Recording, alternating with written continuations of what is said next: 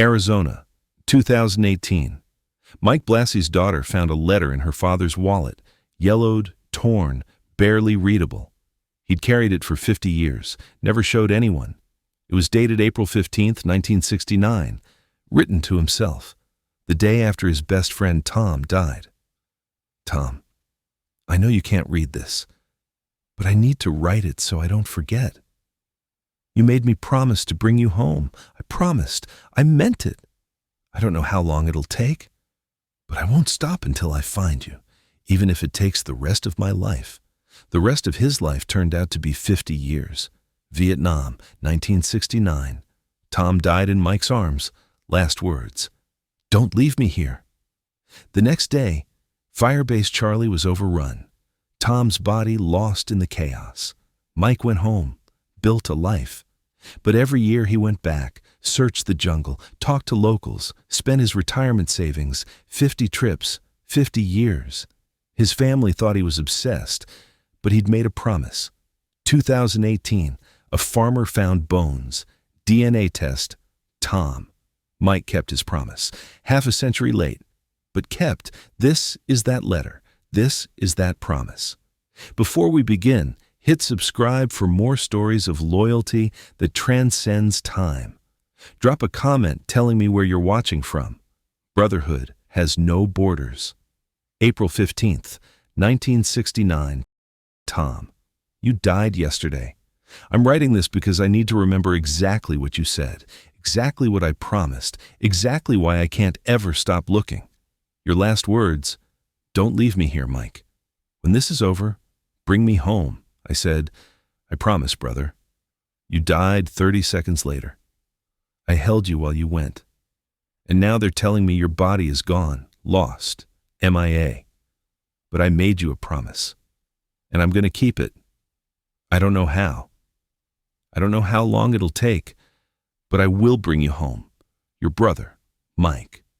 Vietnam, 1968. Mike Blassie and Tom Belcher met in basic training. Two kids from small towns, Mike from Arizona, Tom from Tennessee, who became brothers in the way only war can forge. They arrived in Vietnam together, got assigned to Firebase Charlie together, shared a foxhole, shared rations, shared the terror that came with every patrol into the jungle. Tom was the talker, always had a story, always making the squad laugh even when mortars were landing close. Mike was the quiet one, steady. The guy everyone trusted to watch their back. They made a pact early. If one of us doesn't make it, the other tells the family everything. No sugarcoating. They deserve the truth, but they both plan to make it. That's what every soldier tells themselves. We're both going home. The patrol was supposed to be routine. Sweep the perimeter, check for enemy movement. Back by nightfall. Tom's squad, 8 men including Mike, moved through the jungle in single file. Tom was third, Mike was fifth, standard formation. The mine caught Tom. Mike heard the explosion, felt the shockwave, ran forward through the smoke. Tom was on the ground, both legs gone below the knee, blood everywhere, too much blood. Mike dropped beside him, applied tourniquets, screamed for the medic, called for medevac, did everything training taught him. But he knew, Tom knew, they both knew. Tom grabbed Mike's collar, pulled him close. Mike, I'm here, brother. Helicopter's coming. You're going to make it. Tom shook his head. No, listen. Don't leave me here. Tom, you're not. Promise me. Tom's grip was weakening. When this is over, bring me home. Don't let me stay in this jungle. Promise. Mike's vision blurred with tears. I promise. I swear to God, Tom, I'll bring you home. Tom smiled, weak but genuine. Good. Tell Jenny. Tell her I loved her. You'll tell her yourself when... Tom died, mid-sentence, just stopped. The light went out of his eyes and Mike was holding his best friend's body instead of his best friend. The medic arrived 30 seconds later. Is he... Yeah. Mike's voice was hollow. He's gone. April 15th, 1969. Dawn. The NVA hit Firebase Charlie with everything they had. Mortars, artillery, human wave attacks. The firebase was getting overrun. All personnel, emergency evacuation. Choppers inbound. Grab your gear and move. Mike ran to the makeshift morgue, a tent where they'd laid Tom's body with 4 others killed in the last 24 hours. "We need to get them out," Mike shouted to the sergeant. "No time. We're taking living soldiers only. Move, Marine." "But these are our brothers." "We can't." An explosion took out the tent. The bodies were buried under canvas and debris. The NVA were 100 yards away. The helicopters were lifting off. Mike had a choice: stay and die trying to recover Tom or evacuate and live. The sergeant physically dragged him to the helicopter. Mike watched Firebase Charlie disappear below as they flew away. Watched the firebase burning. Watched the place where Tom's body lay under rubble. And felt the promise break inside his chest like shrapnel. That night, on the firebase they'd evacuated to, Mike couldn't sleep, couldn't eat, couldn't stop hearing Tom's voice. "Don't leave me here." He pulled out paper and wrote, not to Tom's family, not to his own family, to Tom, to himself, to make the promise real. "Tom, I know you can't read this, but I need to write it so I don't forget. You made me promise to bring you home. I promised. I meant it. I don't know how long it'll take, but I won't stop until I find you, even if it takes the rest of my life." He folded the letter, put it in his wallet, behind his military ID where it would stay for 50 years. Mike rotated home in November 1969, 7 months after Tom died. 7 months of patrols, firefights, surviving. 7 months of carrying Tom's death like a weight on his chest. He went to Tennessee, knocked on Tom's parents' door, met Jenny, Tom's fiancée, 22 years old, devastated. "Did he suffer?" Tom's mother asked. Mike lied. "No, ma'am. It was quick. It wasn't quick, but that's what you tell mothers." "Did he say anything?" Jenny asked, tears streaming. "He said to tell you he loved you." Those were his last words. They weren't his last words. His last words were, "Don't leave me here." But Mike couldn't tell them that. Couldn't tell them their son was still in a jungle, unrecovered, lost. Jenny gave him a photo of Tom. "Will you keep it? Remember him?" Mike took the photo, put it in his wallet next to the letter. "I'll never forget him, I promise." Another promise, another weight to carry. "Tom, it's been a year. I'm back in Arizona, married, working, trying to be normal. But I can't stop thinking about Firebase Charlie, about you under that rubble, about the promise I made. The Army declared you MIA, missing in action. They said they'd search. But I know how this works. You're one of 1,600 missing from Vietnam. They don't have the resources, they don't have the will. So I'm going back. I saved up enough for a plane ticket. Linda thinks I'm crazy. Maybe I am. But I made you a promise, and I'm going to keep it." Mike flew to Vietnam in 1970. The war was still raging. Americans were dying every day, and he flew back into it as a civilian, trying to find one body in a jungle that had swallowed thousands. He hired a guide, a former ARVN soldier who spoke English. They traveled to Quang Tri Province, where Firebase Charlie had been. The firebase was gone, overgrown. Jungle had reclaimed it in less than a year. Mike walked the perimeter, tried to remember where the morgue tent had been, dug with his hands in the places that felt right. Found nothing. The guide watched him, sympathetic but realistic. "Mr. Mike, many men lost here. Jungle takes everything, rain, time, animals. Very hard to find." "I have to try," I promised him. They searched for a week. Mike flew home empty-handed. Linda met him at the airport. "Did you find him?" "Not yet." "Mike, maybe it's time to—" I made a promise. Every year Mike went back, sometimes twice a year, used vacation days, spent savings, hired local guides who knew the area. His family didn't understand. His wife tried to be supportive, but worried about the money, the obsession, the toll it was taking. "Mike, we have kids to raise, college funds to build. We can't afford this. I'll work more hours. I'll make it work. It's not just the money. You come back from these trips different, darker, like you're stuck in 1969. I am stuck in 1969 until I keep my promise. By 1980, year 11, Mike had made 11 trips, spent over $30,000, found nothing. By 1990, year 21, his kids were teenagers asking why Dad was never home for Christmas because he was looking for a dead guy in Vietnam. By 2000, year 31, Mike was 60 years old, retired, spending his pension on trips to Vietnam while his friends spent theirs on golf and grandkids. Tom, it's been 30 years. I'm 60 years old now. Linda says I'm crazy. The kids think I'm obsessed. Even other Vietnam vets tell me to let go. But I can't. Because every time I close my eyes, I hear you. Don't leave me here. I've been back 32 times, walked every inch of where Firebase Charlie used to be, talked to hundreds of villagers, followed every rumor of American remains. Nothing. I'm starting to wonder if I'll ever find you, if I'll die with this promise unfulfilled, if I'm wasting my life chasing a ghost. But then I remember, you're not a ghost. You're my brother. And brothers don't give up on each other. So I'll keep looking, for as long as it takes. Mike was 71 years old, had spent more of his life searching for Tom than he'd spent knowing Tom. The math was brutal. He'd known Tom for 18 months. He'd been searching for 41 years. Linda had passed away in 2008. Cancer. On her deathbed, she'd asked, "Mike, promise me you'll stop after I'm gone. Live for yourself, please." He'd held her hand. Couldn't promise that. I can't.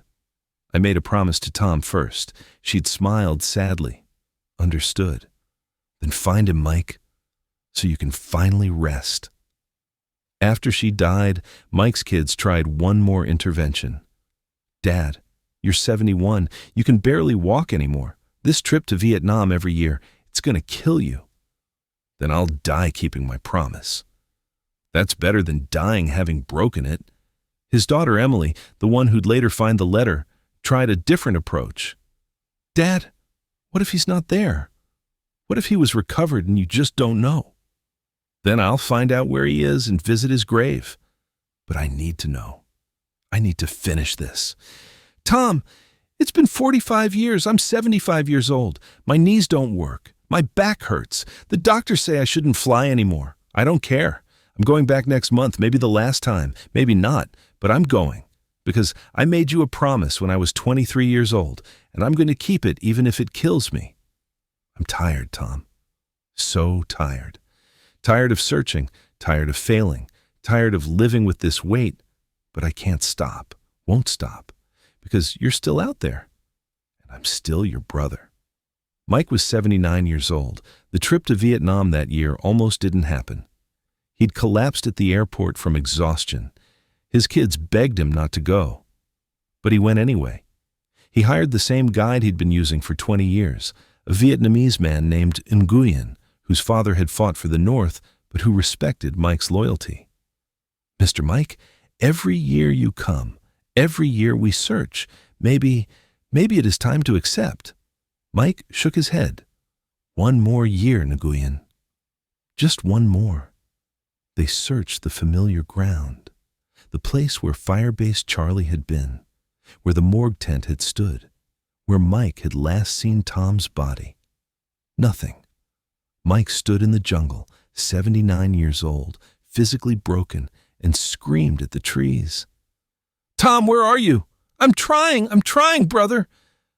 Nguyen put a hand on his shoulder. Mr. Mike, we go back. You need rest. Mike nodded, defeated. Maybe the kids were right. Maybe it was time to give up. Mike was back in Arizona when his phone rang. Unknown number, Vietnamese country code. Hello? Mr. Mike, this is Nguyen. I have news. Mike's heart stopped. What news? A farmer. Near the old Firebase. He was digging irrigation. He found bones, American bones, military items, dog tags. Mike couldn't breathe. What name on the tags? Belcher. Thomas J. Belcher. Mike dropped the phone. 49 years. 49 years of searching. Tom had been found. The U.S. military got involved, retrieved the remains, ran DNA analysis against samples from Tom's family. Positive match. Thomas J. Belcher, Private First Class, United States Marine Corps. Killed in action, April 14, 1969. Missing for 49 years. Finally, coming home. Mike was at the identification center when they confirmed it. A young Marine officer, probably 25 years old, Tom's age when he died, delivered the news officially. Mr. Blassie, on behalf of the United States Marine Corps and a grateful nation, I'm pleased to inform you that your friend has been positively identified and will be returned home for burial with full military honors. Mike nodded. Couldn't speak. Just nodded. The officer looked confused. Sir, you're not family. Why have you been searching for him for 50 years? Mike pulled out his wallet, removed the letter, yellowed, torn, barely readable after 49 years. Because I promised him I would. Tom, it's October 20th, 2018. 49 years, 6 months, and 6 days since you died. They found you. A farmer was digging near Firebase Charlie. Found your remains, your dog tags. After all these years, after all these trips, after all the times I thought I'd failed, they found you. I'm bringing you home, brother, just like I promised. It took 49 years, 49 trips to Vietnam, more money than I can count. My wife thought I was crazy. My kids thought I was obsessed.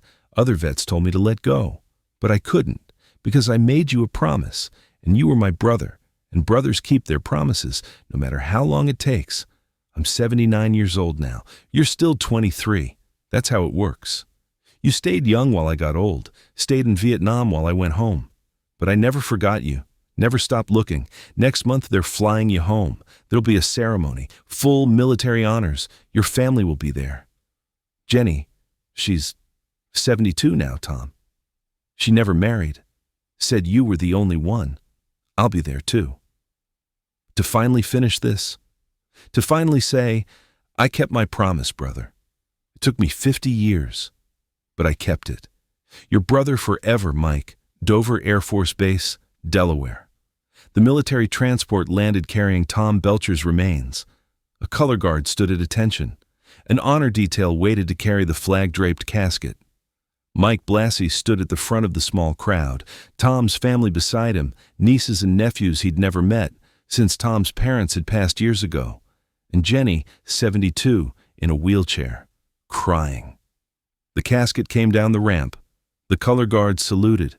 Mike saluted, his hand shaking, his body broken from 50 years of searching, but his salute perfect. As the casket passed, Mike whispered, I kept my promise, Tom. I kept it. Tennessee, November 2018. Tom Belcher was buried with full military honors in his hometown cemetery. 50 years after he should have been. The Marine Honor Guard fired the 21-gun salute. The bugler played taps. The flag was folded and presented to Jenny, who clutched it like it was Tom himself. Mike gave the eulogy. 79 years old, needing a walker to reach the podium, but his voice was steady. Tom Belcher was my best friend, my brother. For 18 months in Vietnam, we watched each other's backs, and on April 14, 1969, he died in my arms. His last words were, "Don't leave me here. Bring me home." I promised him I would. It took me 49 years, but today I've kept that promise. People ask me why I spent 50 years searching, why I spent my savings, my time, my life looking for one body in a jungle that swallowed thousands. The answer is simple. He was my brother, and brothers keep their promises, no matter how long it takes, no matter what it costs. Tom, you're home now. Finally, home. I'm sorry it took so long. But I didn't give up. I never gave up on you. Mike sat down, looked at the casket, and for the first time in 49 years, felt the weight lift. The promise was kept. Mike Blassie died 6 months later, in May 2019. He was 79 years old. His daughter Emily found the letter in his wallet when sorting through his belongings. The letter he'd written in 1969. The letter he'd carried for 50 years. The letter that explained everything. She read it at his funeral. Every word. The original promise. The yearly updates. The final entry after Tom was found. "My father spent 50 years keeping a promise," Emily said, her voice breaking. Most people thought he was crazy. Obsessed. Couldn't let go. But he wasn't any of those things. He was just loyal. The kind of loyal we don't see anymore. The kind that measures commitment in decades, not days. Mike was buried with military honors. At his request, Tom's photo was in the casket with him. And the letter. The 50-year letter. The promise that defined his life. At the funeral, a man in a wheelchair approached Emily. He introduced himself as Jimmy Rodriguez, another member of Tom's squad. Had been on the patrol when Tom died. "Your father talked about finding Tom for 50 years, Jimmy said. Every reunion, every phone call, he'd update us. We all thought it was impossible. But he did it. He actually did it." "Did you make the same promise?" Emily asked. Jimmy shook his head. "We all said we'd bring Tom home. But your father was the only one who meant it. The only one who kept searching when the rest of us moved on. That's the difference between saying something and meaning it." Emily nodded. Understood.